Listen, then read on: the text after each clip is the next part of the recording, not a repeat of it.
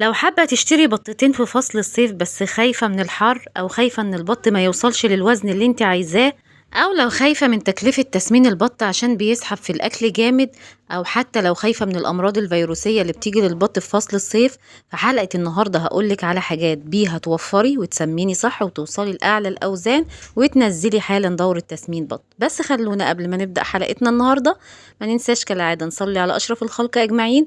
اللهم صل وسلم وبارك عليه وعلى آله وصحبه وسلم تسليما كثيرا. لايكاتكم الجميلة جدا جدا لحلقة النهاردة وصلوا الحلقة دي ل 300 لايك، واللي بتشوفنا لأول مرة اشتركي بالقناة وفعلي الجرس عشان يوصلك كل جديد بإذن الله. ويلا بينا نسمي الله ونبدأ حلقتنا النهاردة. اول حاجه، لو خايفه من حر الصيف اللي بيخلي الطيور تهنج معانا وتفتح بقها وما تاكلش، يجي امراض معويه زي السالمونيلا زي الايكولاي، زي الحاجات اللي بتخلي البط يسيب الاكل ويروح للميه او يسيب الاكل والميه، كل الحاجات دي بتخلي البط يخس معانا. طيب نعمل ايه؟ نوفر البيئه المناسبه للبط بتاعنا، ما نسيبهوش في الشمس طول النهار، نخليه في مكان رطب، مكان يكون مش متعرض للشمس طول النهار. نسيب تحت رجليه فرشة بسيطة كده، مش فرشة سميكة، يعني فرشة بسيطة بس علشان ما يحسش بسخونة المكان. كمان المكان اللي بنربي فيه يكون فيه فتحات تهوية علشان ما يكونش فيه نسبة رطوبة عالية، او يعني مثلا لو انت مكتمة على البط بتاعك برضو مش حلو، زيه زي الفراخ البيضة بالظبط، هوا طالع وداخل اكسجين يعني بيتجدد في المكان. تغيير المية باستمرار، فيتامين سي، موسعات شعب من الوقت للتاني، متستخدميهاش طبعا كل يوم. فيتامين سي 3 مرات في الاسبوع، موسع شعب مرتين في الاسبوع علشان النهجان اللي بيحصل للبط في الحر. الاكل يخلصه وانتي واقفه، ما يفضلش قدامه فترات طويله، لو بيفضل قدامه فترات طويله عالجي، لان بيكون هنا في سالمونيلا او مرض معوي، نعالج بالمضادات الحيويه. والمضادات الحيويه ما نديهاش في النهار، نديها بالليل، يعني مثلا بعد المغرب قبل الفجر بساعتين، لو انتي طبعا بتصحي وبتاكلي الطيور بتاعتك في الفتره دي. ما تديش مضادات حيويه خلال فتره النهار خالص. تمام.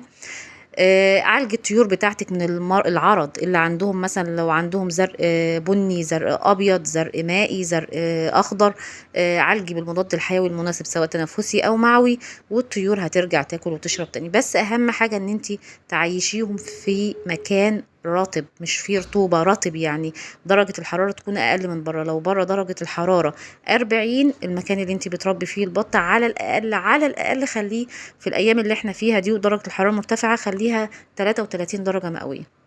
تمام. هتقدري زي ما بقولك بالتنظيف باستمرار، تهوية غير مباشرة، تغيير فرشة باستمرار، مية باستمرار تتغير. وبمناسبة التلج اللي بنحطه على المية، مش عمال على بطال بنحط تلج، هو مكعب تلج بس واحد يخلي المية مش ساقعة، يعني يخلي المية مش ساقعة. يعني طيور، يعني غلط ان انتي تسقعي المية بتاعتها جامد. عارفة المية اللي كانت بتنزل من ال الزير زمان، جدودنا كانوا بيشربوا المية دي للطيور، او الطيور كانت بتيجي لوحدها وتشرب من المية اللي تحت الزير، كانت بتبقى مية رطبة كده، او المية اللي في القلل، فاهمين انتوا قصدي؟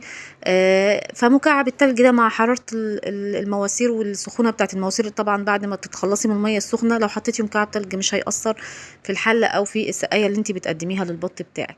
طيب وفرنا بيئة مناسبة، مكان رطب شوية، الطيور بتاعتك هتلاقيها بتاكل وزي الفل ومفيش اي مشاكل. تاني حاجة الوصفات في فصل الصيف اللي تعتمد عليها بشكل كبير جدا: الليمون، الكركديه، العناب، النعناع. الكركديه هو العناب، النعناع، الحلبة المغلية، الحلبة المطحونة المغات وتحطيها على الأكل مفيش أي مشكلة، العسل الأسود، الزبادي.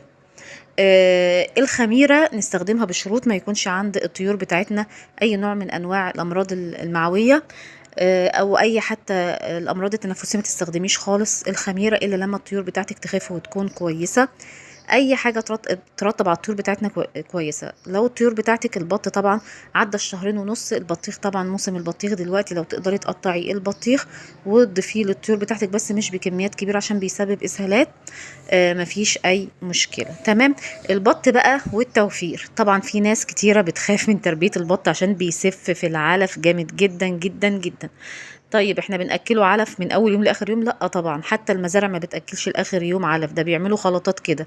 عندهم غرفة كبيرة جدا بيفرشوا فيها مشمع كبير جدا، بيحطوا علف على عيش مدشوش، على ذرة مدشوشة، على خامات طبيعية اللي بتخش في صناعة الكسب اللي هو العلف المخصص للحيوانات، على مركزات نباتية، على نسبة زيت، على نسبة ملح طعام. وبيقلبوا الخلطة دي كلها في بعضها وبيقدموها للبط. طبعا مش هيأكلوا علف من أول يوم لآخر يوم، فالبط تقدري توفري وتعوديه من عمر ال15 يوم ان انت تدخلي حاجه في وسط العلف. يعني مثلا زي البط بتاعي اللي انا بربيه معاكم على القناه، من عمر ال15 يوم دخلت مع العلف ذره دش صفراء. لو عندك الذره العويجه او الذره الشامي يعني، ومتكسره نص تكسيره خشنه يعني، تضيفيها برضو مع العلف عشان يشوفوها كده. وعلى عمر ال20 يوم هتدشي عيش وتضيفيه برضو على العلف. علشان كده دايما بقول اللي عنده عيش يربي بط. تمام، فالعيش بيلحم البط ومش وحش خالص ولا في اي مشاكل، بل بالعكس بيكون فيه برضو نسبة خميرة، والخميرة بتكون مفيدة للطيور. فالعيش بندشه ونقدمه طبعا في وسط العلف من عمر ال20 يوم. لو العيش خشن هنبسه بالمية حاجة بسيطة، ما نغرقش الأكل في المية. وطبعا نقدمه مع العلف والذرة الدش للطيور بتاعتنا. وبعد كده بنيجي على عمر ال45 يوم بنعمل خلطة تسمين كبيرة تكفي الطيور بتاعتنا شهر مثلا. وبعد كده تذبحي البط صغير، ما تقعدهوش عندك فترة طويلة، لأن كل ما قعدتيه كل ما سحب أكتر. المسكوفي بيبتدي من عمر 3 شهور ونص ذبح أو بيع. البط الستار اللي بنربيه مع بعض ممكن تذبحي أو تبيعي منه من عمر ال60 يوم، شهرين يعني. البط المولر برضو ممكن تذبحي منه من عمر ال75 يوم ل85 يوم، آخر حاجة 90 يوم. فكل ما كانت الحاجة يعني قامت معاكي بسرعة، خدتي الوزن المثالي بسرعة، بيعي على طول او اذبحي، بس يكون وجب الذبح. طبعا نعرف ازاي ان الذبح وجب؟ بجفاف ريش الجناح. لو شديتي ريش كده وما لقيتيش فيها دم، اعرفي ان البطايه دي تتذبح ومش هيكون فيها زغب كتير او زفرة. تمام. فتربية البط يا جماعة من أسهل ما يكون. صيف وشتاء، بيستحمل الصيف، بيستحمل الشتاء، مناعته كويسة عن باقي الطيور التانية.